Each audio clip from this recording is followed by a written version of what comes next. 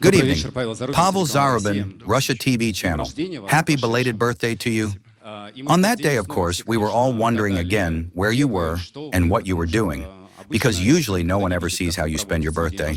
And in the evening, we saw that you were together with the military in the Peter and Paul Cathedral, in the burial vault of the Russian emperors starting from Peter the Great. Why exactly there? Why exactly with the military? Well, why with the military? I think that's understandable. Because the fate of Russia, to a great extent, has always been and still is entirely in the hands of the Russian people. But now at the forefront, in both the literal and figurative sense of the word, are our military. They are carrying out tasks of fateful significance for our country. Both the guys on the front line, directly at the forefront, and, of course, the commanders. As you noticed, I met with the commanders of all our groupings that are fighting along the line of combat contact. And of course, I invited them to the Peter and Paul Cathedral, the Cathedral of the Peter and Paul Fortress, and specifically to the burial vault of our sovereigns, our czars. And indeed, first of all, we laid flowers at the tomb of Peter the Great. Why? I think that too seems clear to me.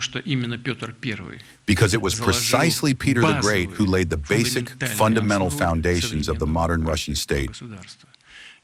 Whatever it was called, the Russian Empire, the Soviet Union, the basic, fundamental foundations were laid precisely by Peter the Great. And our military in general, both the commanders and our soldiers, officers on the ground, are essentially defending what was once created by Peter the Great and later strengthened by his successors. At different times, Russia's destiny developed in different ways. It became larger, smaller.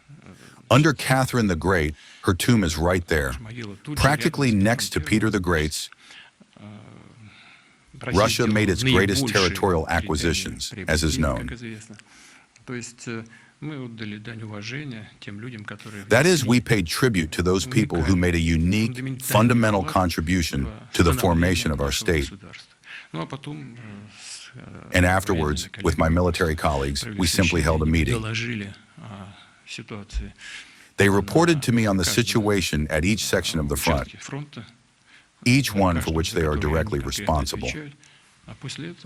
And after that, we had lunch together. In essence, we continued the same conversation, but in an informal setting. But it's customary to bring gifts for a birthday. Did they give you any gift? They did. They did.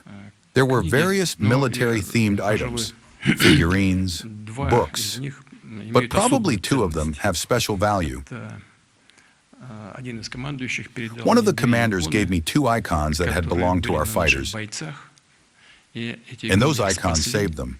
They have bullet dents on them, and they gave me those icons as a gift. I'm very grateful to them. I will definitely find them and speak with them. And now, taking this opportunity, as they say in such cases, I would like to convey through the mass media my most sincere words of gratitude to them. And may the Lord protect them, just as He has protected them so far.